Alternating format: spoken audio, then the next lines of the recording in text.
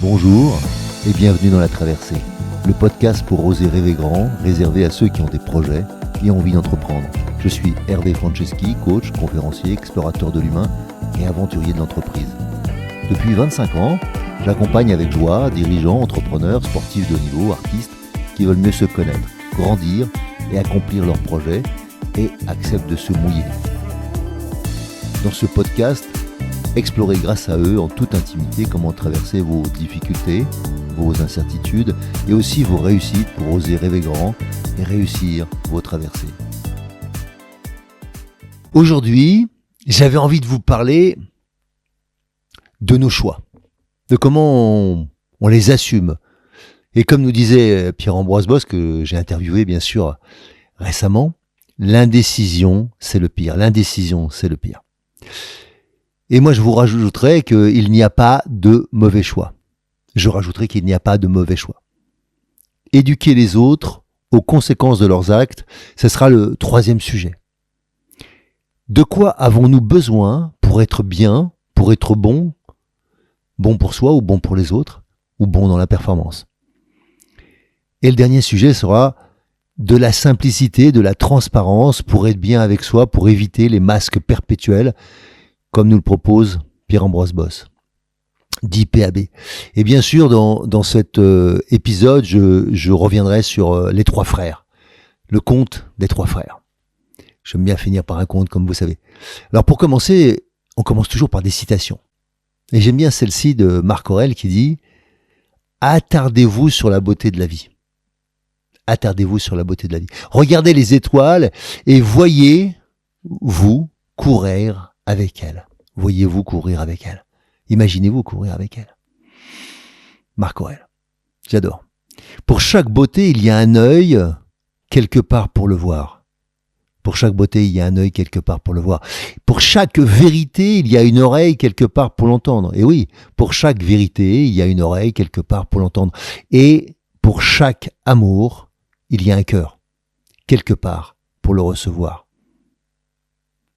Ça, c'est d'Yvan Bounine. Alors, est-ce que vous êtes ce cœur qui va recevoir cet amour aujourd'hui? Et la troisième citation qui m'accompagne aujourd'hui dans cette traversée, c'est « Il n'y a personne qui soit né sous une mauvaise étoile. » Il n'y a personne qui soit né sous une mauvaise étoile, nous dit le Dalai Lama. Parce qu'il n'y a que des gens qui ne savent pas lire le ciel, si c'est votre cas. Il n'y a personne qui soit né sous une mauvaise étoile, il n'y a juste que des gens qui ne savent pas lire le ciel.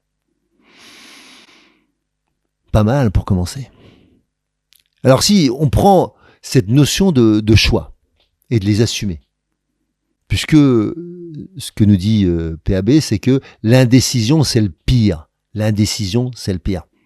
Alors ça veut juste dire que à un moment donné, prendre conscience de notre potentiel d'expression et de l'exprimer, c'est faire un choix déjà. Oser parler aux autres de ce que je suis, de ce que je vis, c'est de l'assertivité. Ça, c'est un choix. Être heureux, pour moi, c'est un choix aussi. Ça ne veut pas dire que je décide de tout. Bien sûr, il peut m'arriver une tuile, même si je me rappelle que une tuile, c'est le début d'un toit. Donc, c'est un potentiel, mais momentanément, c'est une tuile, c'est affreux. C'est difficile et donc le bonheur va me quitter. Mais si j'ai décidé de rester dans cette vie, dans un potentiel bonheur, mais en fait, est-ce que j'ai une aptitude à ça? Il y a des gens qui ont peu d'aptitude au bonheur. Donc c'est pas une injonction, le bonheur. C'est une opportunité. Et les choix qu'on fait ont toujours des conséquences. Donc décider d'être heureux, c'est un choix, je vous l'ai dit. Décider d'avoir des enfants, normalement, ça devrait être un choix. Décider d'un métier ou d'un travail, ça devrait être un choix. Mais dans un ensemble de cas dans la vie, on fait pas les choix, en fait. On subit par non-choix, ou bien parce que justement, on reste dans l'indécision. Et je voulais prendre cette partie-là, en particulier, l'indécision. Je pense que on a tous vécu, vous avez tous vécu, j'en ai vécu moi aussi, des circonstances dans lesquelles vous êtes managé, vous êtes encadré, peu importe que ce soit dans le système scolaire, dans le système, je sais pas, moi sportif, dans lequel j'ai vécu, artistique, professionnel, dans une entreprise ou dans une administration, et dans lequel les gens qui devraient prendre des choix ne les font pas. Et ben en fait, ça, c'est ce qu'il y a de pire. Parce que l'erreur, c'est de croire que les mauvais choix, c'est le pire. Mais non! Faire des mauvais choix, c'est ce que vous allez faire toute votre vie. Je suis désolé de vous le dire, mais on perd plus qu'on gagne. Je sais plus la citation ou la phrase de Michael Jordan qui cite le nombre de paniers qu'il a ratés pour le nombre de paniers qu'il a réussi. Mais le pourcentage est faible. Et donc, il faut oser recommencer, rater. Et donc, prendre des mauvaises décisions, c'est la vie. Aussi. Pour apprendre à prendre les bonnes.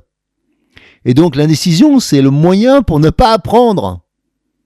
Puisque je ne prends pas de décision, ça finit par être la vie qui prend des décisions pour moi, ou les autres. Ben, ça veut juste dire que... Moi, j'aime bien dire qu'on est l'auteur de sa vie à partir du moment où on s'autorise. Et donc, ben là, ça veut dire que je ne m'autorise pas à prendre des décisions. Qu'est-ce que ça ferait si vous preniez enfin une décision qui soit juste pour vous? Et avec peut-être l'erreur de mal vous y prendre, de mal le dire, voire d'avoir des difficultés à l'assumer. Une rupture, c'est une décision. Mais beaucoup de ruptures devraient être faites plus tôt. Alors en même temps, des fois, on veut laisser la chance à l'autre. Mais en fait, est-ce qu'on laisse la chance à l'autre ou est-ce qu'on a juste manqué de courage? Et si on laisse la chance à l'autre, c'est une vraie opportunité. C'est une vraie décision. Alors que si on laisse des choses se faire sans prendre une décision, bah souvent, ça amène plus de problèmes. Et donc, je le vois en permanence dans l'encadrement des gens avec qui je travaille, comme simplement le fait de ne pas se positionner. Même si à ce stade, il n'y a même pas encore de décision, mais se positionner, commencer à dire quelque chose, commencer à stopper une idée qui vous semble inconvenante, impossible, d'accord? Et oser se positionner, et y compris, une fois de plus, se tromper. Ce n'est pas le problème pour moi. Il n'y a rien de problématique que de faire des décisions qui sont mauvaises. Et des fois, en plus de ça, comme je le dis ensuite, c'est mon deuxième sujet, il n'y a pas de mauvais choix. Donc, je peux prendre Enfin, il n'y a pas de mauvais choix. On va dire que des fois, tout me semble des mauvais choix. Il n'y a pas de bon choix. Ben donc, quand il n'y a pas de bon choix, il n'y a pas de mauvais choix. Et bon ou mauvais, c'est un jugement. Donc des fois, sur le moment, c'était un mauvais choix, et puis c'est avéré être un bon choix. Sur le moment, c'était un bon choix, et ça s'est avéré être un mauvais choix. Non? Ben voilà, ça c'est fondamental, c'est d'accepter de dire qu'à un moment donné, quand je fais des choix, je ne sais pas encore ce que cette décision va me proposer. Est-ce que je sais la décision que j'ai prise exactement quand j'ai décidé d'avoir un enfant? Ok? Même si, bien sûr, c'est pas la même histoire pour moi en tant qu'homme que ce que ça a été pour ma femme. Non, bien sûr que c'est très différent. J'ai pas à le porter. J'ai à soutenir celle qui le porte. C'est très différent. Et puis, l'enfant naît. Et puis là, l'expérience d'être père existe. Avant, c'est un concept d'être père. La mère, elle a 9 mois pour s'habituer à ça. Mais le père aussi, il a 9 mois, mais dans la réalité, c'est très intangible. Donc, même si le ventre grossit, même si des choses se produisent chez l'autre, ce n'est pas exactement la même chose pour moi. Et donc maintenant, il va falloir que j'assume là. Donc je vis ma décision que j'ai prise en conscience, ou pas d'ailleurs, il y a 9 mois. Ou quelque chose comme ça en termes de date. Donc, prendre une décision, l'assumer, ben c'est exactement comme décider d'avoir un enfant, mettre mettre une graine, faire vivre cette idée, puis ensuite elle germe. Et ensuite, elle peut aller jusqu'à effectivement, les Anglais disent délivrance, hein, d'accord, en parlant de l'accouchement. Eh bien, donc il y a un accouchement de cette idée, de cet enfant, une délivrance physique. Parce qu'en fait, c'est là qu'on va commencer à, comme délivrer, comme proposer, comme vivre, comme expérimenter ce que cette décision va me demander. Qu'est-ce que je vais vivre? Et ça, j'en sais rien. Donc c'est pour ça que pour moi, il n'y a pas de mauvais choix. Parce que peut-être que la décision que j'ai prise me paraît pas la meilleure, mais vivre cette expérience est juste extraordinaire. En tout cas, je sais pas pour vous, mais moi, être père a changé ma vie. Je dirais, être moi-même a changé ma vie, c'est-à-dire que accepter l'authenticité. Alors, après, on va reparler des choix et le fait de les assumer ou de faire des mauvais choix ou des bons choix. Pour vous, en fait, un des points fondamentaux, c'est éduquer les autres aux conséquences de leurs actes. S'éduquer soi-même aux conséquences de vos propres actes. Et je me suis aperçu qu'en fait, ça s'éduque. Avant, je pensais pas. Je pensais juste que voilà, les gens n'assument pas leurs conséquences. Et moi, je suis plutôt quelqu'un qui a un hyper responsable. C'est ce que souvent mes amis me disent, que je suis un hyper responsable. Ça me paraît pas être une grande difficulté. Je pense que je suis comme ça. Enfin, c'est mon éducation, bien sûr. Okay, à l'engagement, à assumer ce que j'ai fait. Peut-être mes origines corse aussi, ou du terroir, j'en sais rien. Mais je sais que ça s'éduque. On éduque ses enfants à ça. Eh bien, on éduque aussi ses clients, ses fournisseurs, tous les gens qui travaillent avec moi, mes salariés ou les gens qui sont des prestataires et qui travaillent avec moi. Il faut éduquer les gens aux conséquences de leurs actes. Parce que si vous ne le faites pas, ne soyez pas étonnés que ça va être différent pour eux. Puisqu'en fait, c'est vous qui assumez leurs erreurs. Pourquoi voulez-vous que ça change? Si je prends conscience qu'en fait, si j'éduque l'autre, c'est pour qu'en fait, petit à petit, il y ait cette notion de responsabilisation. C'est un des points fondamentaux dans la motivation des autres, hein, dans ce qu'on appelle le process motivation. Il y a la validation, et le deuxième point, c'est la responsabilisation. Vous pouvez pas responsabiliser les gens si vous les avez pas validés. Par valider, j'entends accepter qu'ils font partie de votre équipe, accepter qu'ils font partie de votre environnement, accepter qu'ils font partie de la chaîne et pas qu'ils soient le maillon faible.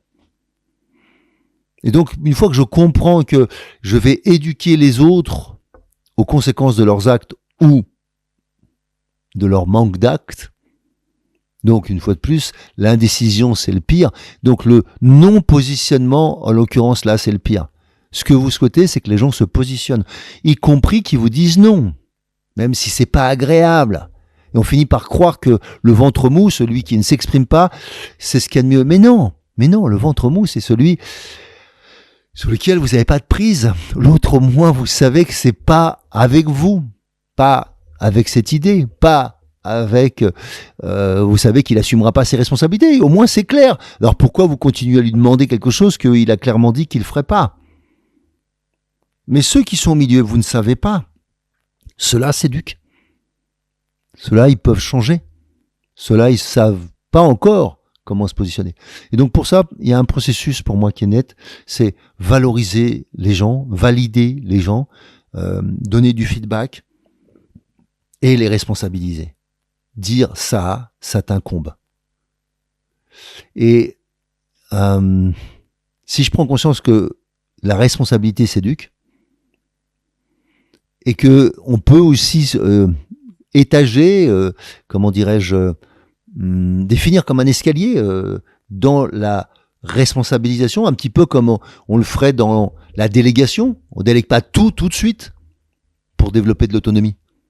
Eh bien, pour développer de la responsabilisation, on peut pas du jour au lendemain toutes les responsabilités. Petit à petit, je sais pas, j'en sais rien, avec ces enfants, peut-être que vous avez commencé par leur donner un porte-monnaie ou des pièces, plutôt que de dire Voilà, je te donne mon porte-monnaie dans lequel il y a des bifetons de 500. Peut-être que ça marche pas. Surtout si votre enfant ne sait pas encore compter et qu'il va donner le billet de 500 à la boulangerie. Et si c'est un moyen de vérifier si votre boulanger est honnête. Et puis s'il n'y a pas et vous en voudrez pas à votre enfant s'il perd le porte-monnaie, parce que c'est vous qui n'êtes pas très responsable peut-être là.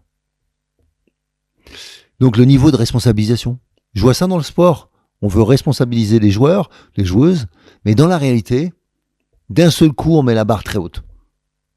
Alors qu'en fait, c'est pas juste. C'est pas juste de responsabiliser les gens en leur disant du jour au lendemain. Je dirais que c'est comme si on donnait à tout le monde le capitanat. Ça n'a pas de sens. À qui doit-on le donner? À qui est le plus responsable pour entretenir soit la parole de l'entraîneur sur le terrain, soit pour faire passer les messages, soit pour motiver la troupe, soit pour je sais pas quoi exactement, mais créer sûrement un relationnel plus fort ou bien un mental plus fort. Mais est-ce que c'est seulement la personne qui est la plus, je sais pas, la meilleure qui doit avoir ce rôle de capitaine? Est-ce que c'est la personne qui a le plus de capacité technique? Est-ce que c'est le meilleur marqueur, le meilleur défenseur? Voilà, à quel titre?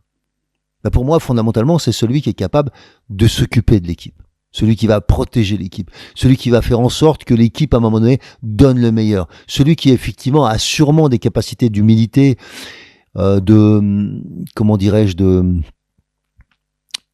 leadership aussi, bien sûr, de montrer l'exemple, d'exemplarité, voilà le terme que je cherchais, pour que la responsabilité augmente. Eh bien, en fait, ça va permettre d'éduquer les autres. Votre style, votre manière de faire va permettre aux autres de se dire c'est un exemple qui m'inspire, c'est un exemple que j'ai envie de suivre, c'est un exemple qui pourrait être pour moi un chemin. C'est ça le processus d'éducation, des conséquences de ces actes. Et puis c'est aussi arrêter d'avoir des excuses. Je crois que j'en ai déjà parlé dans une autre émission, je ne me rappelle plus laquelle, mais ce qui a changé ma vie, c'est quand j'ai compris que je devais arrêter d'avoir des excuses. Donc pas seulement, je parle pas de politesse bien sûr ici. La politesse, s'excuser n'a pas de sens puisque dans la politesse c'est les autres qui vous excusent. Donc vous demandez pardon, vous demandez que les autres vous excusent. Mais les gens qui viennent et qui disent je m'excuse, non, laisse-moi faire. Ça c'est mon rôle, c'est moi qui dois décider.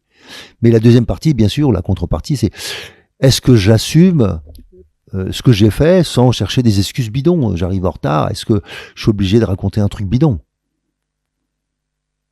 Qui fait que pendant tout le temps où j'ai inventé cette excuse, le temps du trajet des fois, eh bien, je ne vis pas. Ça dure 3/4 d'heure, pendant 3/4 d'heure, je cherche une excuse. Ça n'a pas de sens. Alors que la réponse, c'est simplement, j'ai passé du temps avec ma copine ou ma femme, et en fait, je préfère passer du temps avec elle qu'avec toi. Peut-être pas très simple à dire, mais en fait, c'est ça la réalité. Alors comment je le dis pour dire que je n'ai pas fait attention à l'heure? Ça, c'est ma responsabilité. Voire peut-être que j'ai repoussé le départ parce que j'avais pas très envie de venir, mais finalement je suis content d'être là. Ok, mais ça c'est plus juste. Sauf qu'on met des masques, sauf qu'on s'autorise pas, sauf qu'on se justifie. Mais je vous rappelle que quand vous vous justifiez, vous baissez votre niveau. Vis-à-vis des autres, quand vous vous justifiez, je le répète, en fait, vous baissez votre niveau. Pour les autres, là encore une excuse. C'est encore un truc bidon. D'accord? Et puis graduellement, les excuses, bien sûr, elles vont de une excuse à une excuse valable, à une excuse, une bonne excuse. D'accord? Donc graduellement, on va augmenter les qualificatifs pour expliquer que ça, cette fois-ci, non mais là, cette fois-ci, il faut que tu me crois. Ok. Ça veut dire qu'avant, j'avais pas besoin de te croire. Bref. Tout ça, c'est des absurdités qui font que quand je n'assume pas mes actes, je vais pas être assertif, mais en plus de ça, je vais me justifier. Et à terme, je vais passer dans le passif et l'agressif. Alors de quoi nous avons besoin pour être bien ou être bon? Et surtout, être bien ou être bon dans le sens avec soi, avec les autres, avec ce qui est bien et bon pour moi. Eh bien, je dirais simplement que être bien avec soi, c'est l'opportunité d'être authentique, on pourrait dire ça. Donc, quand on parle d'authenticité, dans beaucoup de cas, c'est pas naturel. D'accord? Ça s'éduque. Et le naturel, c'est ce que on pourrait dire, c'est les enfants. Eux, ils sont naturels. Et ils font ce qui est juste pour leurs besoins. Puis après, avec notre système éducatif, peut-être qu'on va confondre besoin et désir. Et donc, la question, c'est de quoi avons-nous besoin? Simplement. Puis après, de quoi avons-nous besoin pour être bien? C'est une notion de bien-être. Et de quoi avons-nous besoin pour être bon? Alors, est-ce que bon, c'est performant ou est-ce que c'est une bonne personne, un jugement qu'on peut porter sur moi? Tout ça, c'est des opportunités pour encore clarifier comment je vais fonctionner avec moi-même. Et je m'aperçois souvent que on n'est pas clair. On n'est pas clair avec ce qu'on attend en fait du regard des autres, ce qu'on voudrait qui nous valide en fait, alors qu'en fait c'est à nous de nous valider. On voudrait clarifier si on est bien dans le regard des autres. Et au fond, c'est votre propre jugement qui est le plus difficile. Donc accepter d'être bien avec soi, c'est accepter de ne plus se juger, accepter de se valider justement, pour ensuite se responsabiliser, comme je disais tout à l'heure. Donc pour moi, tous ces sujets sont liés. Je vais prendre le temps de définir ce qui est bien pour moi. Alors par exemple, qu'est-ce qui serait bien pour moi?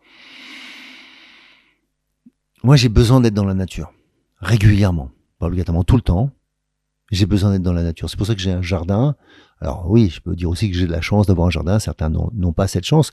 Mais je vivrai en appartement, je passerai beaucoup de temps dehors. Ce qui est déjà mon cas. Je passe beaucoup de temps dehors. Mais encore plus peut-être.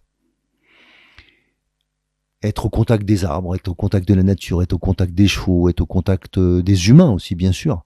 Faire des rencontres. J'aime beaucoup découvrir, m'émerveiller. Donc ça me fait du bien.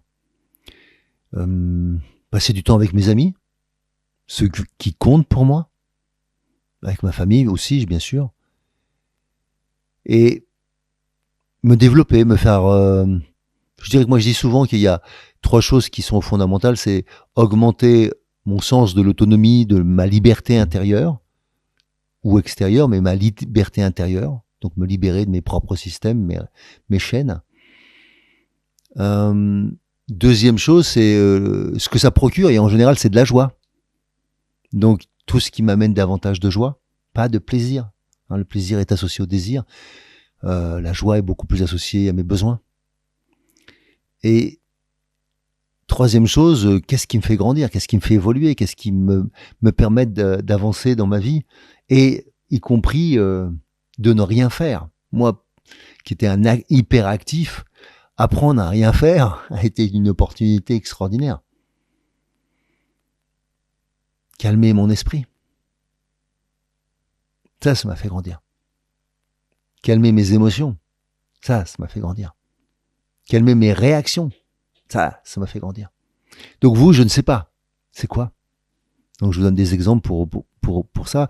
Et être bon pour soi, ça a à voir avec le juste, le vrai, le bon et le bien.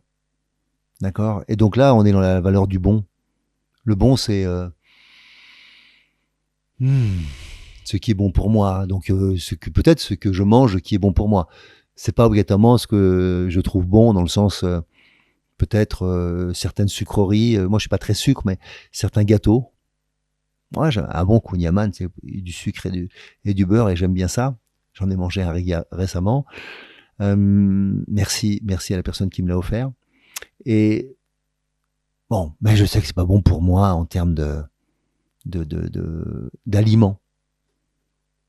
Mais c'est bon en termes de goût. Et une fois de temps en temps, ça me fait du bien. Ok. Donc, qu'est-ce qui est bon pour moi? Moi, je sais que j'ai besoin de l'eau. Ça, c'est bon pour moi.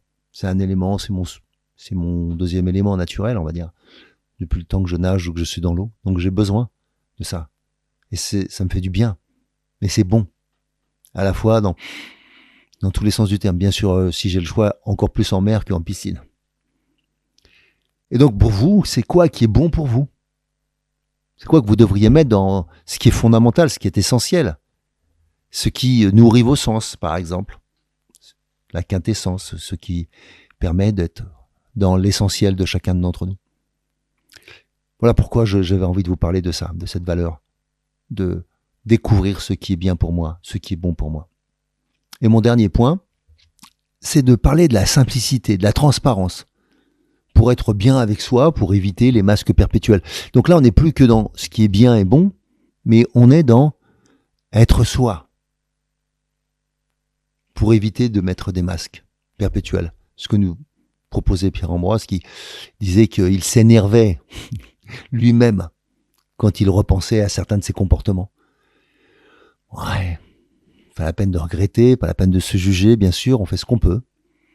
Et le but, c'est d'accepter qu'à un moment donné, j'ai eu besoin de faire ça. J'avais besoin de me protéger. J'avais peur. C'était pas clair pour moi comment je fonctionnais. Et donc, par moments, l'ancien timide que j'ai été a gardé encore des réflexes de timidité sur certains sujets. Par exemple, parler en public n'est plus une difficulté pour moi. Chanter en public, ça dépend si je chante avec plusieurs personnes ou si je chante tout seul face à un groupe.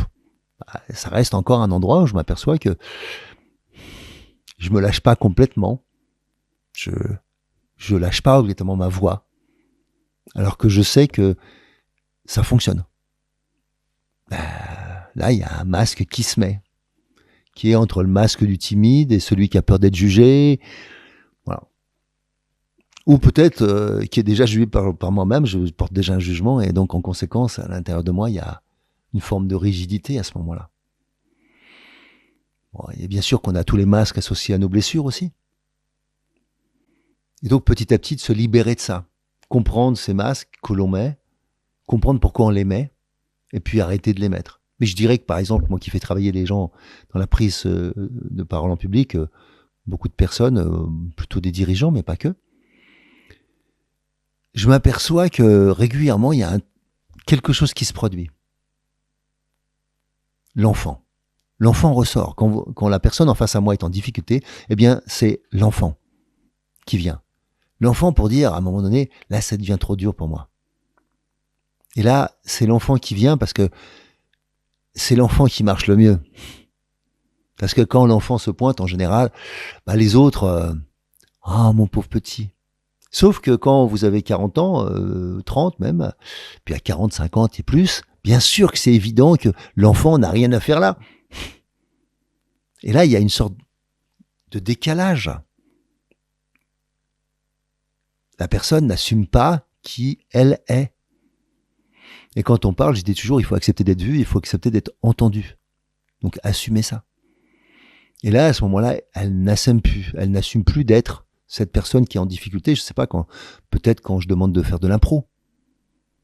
Ou peut-être quand je dois aller chercher un peu plus d'intimité pour dire profondément pourquoi ce message est essentiel pour moi.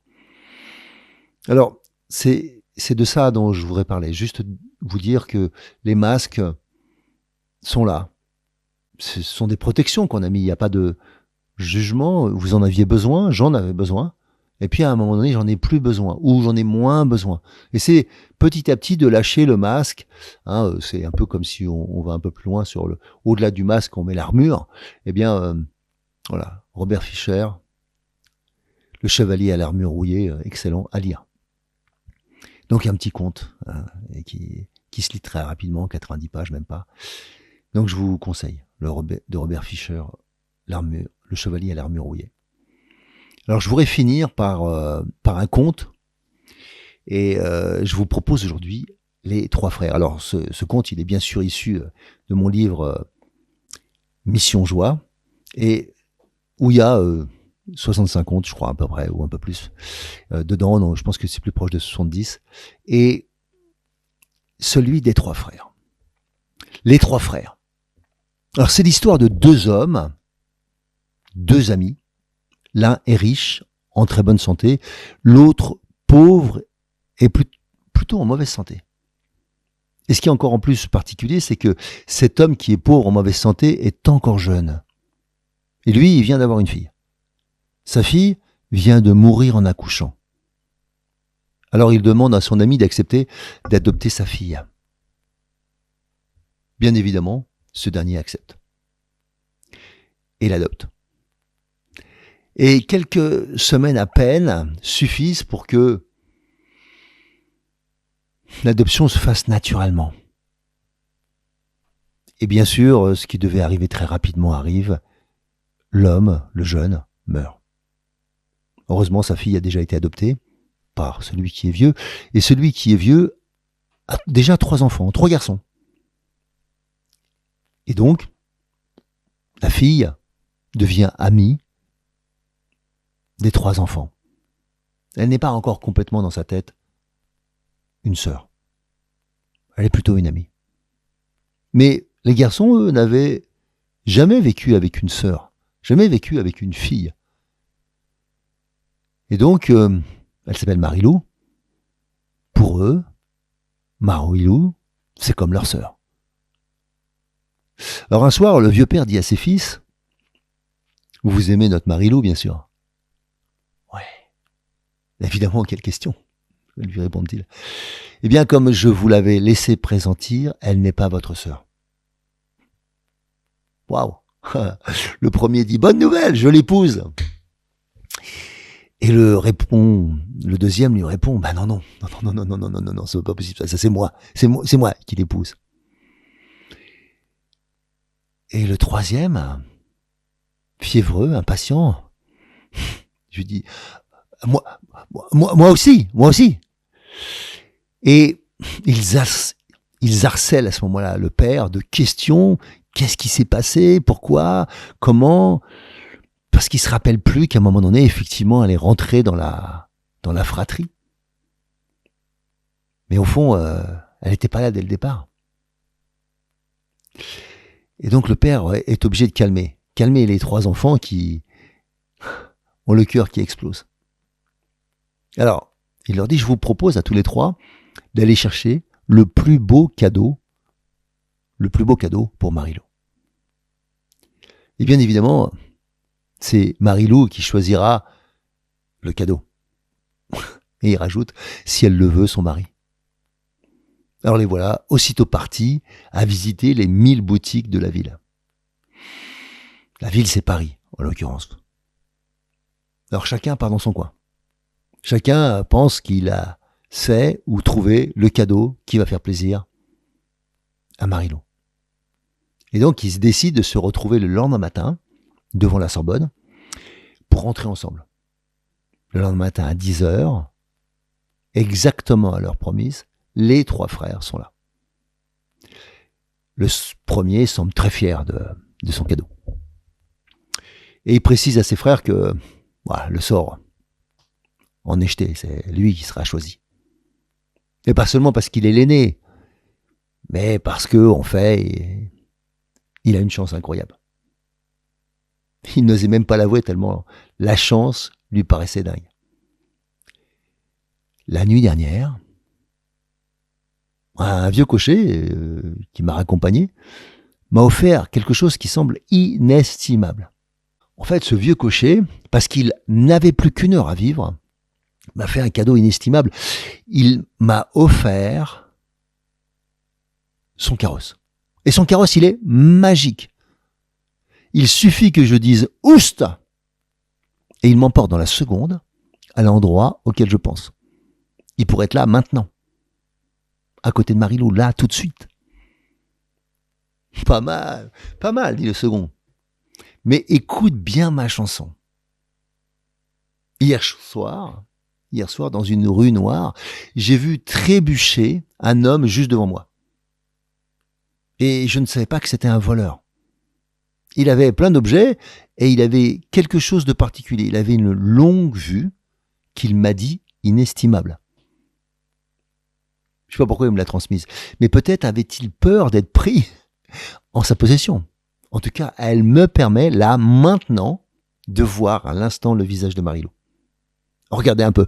Il prête la longue vue à ses frères. Waouh, ils sont impressionnés.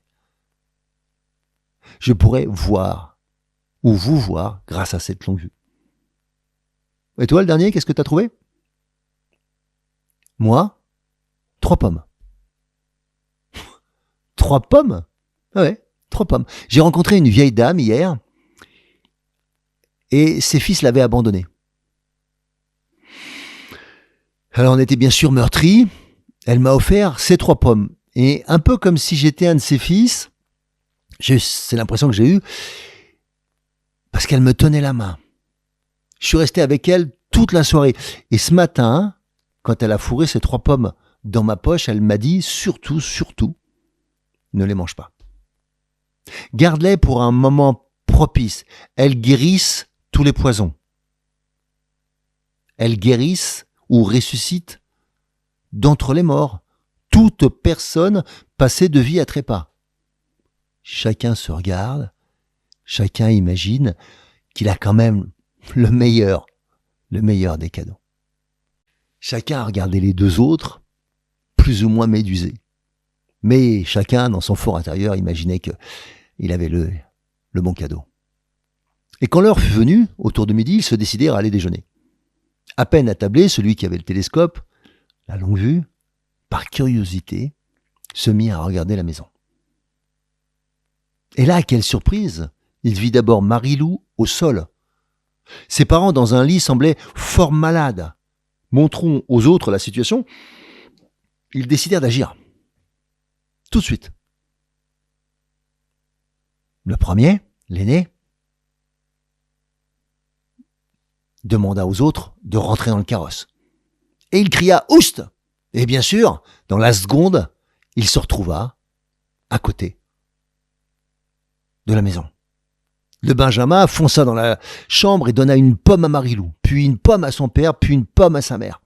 Les voilà sauvés. À peine remis de leurs émotions, bien sûr, ils décidèrent d'aller dîner. Quel dîner? Évidemment, la question revint. À qui sera Marie-Lou? Ça, c'était dans la tête des gens, la tête des frères. Mais pour eux, c'était « Marie-Lou, est-ce que tu as fait un choix de ton cadeau? Est-ce que tu as fait un choix aussi peut-être d'un d'entre nous ?» Et Marie-Lou regarda chacun des 3 frères. L'aîné proposait bien sûr sa voiture, le second proposait sa longue vue, et le troisième tendait ses mains vides, ses mains nues. Elle répondit au meilleur des hommes, à celui qui a tout donné sans rien garder, pour son salut. Chacun se tut, c'était une évidence. Merci Marie-Lou. Alors on se retrouve, bien sûr, bientôt, dans la traversée pour un nouvel épisode avec Philippe Gabillet. À très bientôt. À bon entendeur, salut! Si vous aussi vous vivez une traversée et souhaitez vivre vos rêves plutôt que rêver votre vie, alors je vous invite à découvrir mes conférences et tous mes ouvrages sur mon site hervéfranceschi.com. Et bien sûr, si vous aimez ce podcast, favorisez sa diffusion en lui donnant 5 étoiles sur Apple Podcast ou mettez un pouce sur ma chaîne YouTube ou encore sur votre plateforme de podcast préférée. Et surtout, abonnez-vous pour ne manquer aucun épisode. Merci de votre écoute et à très bientôt sur la traversée.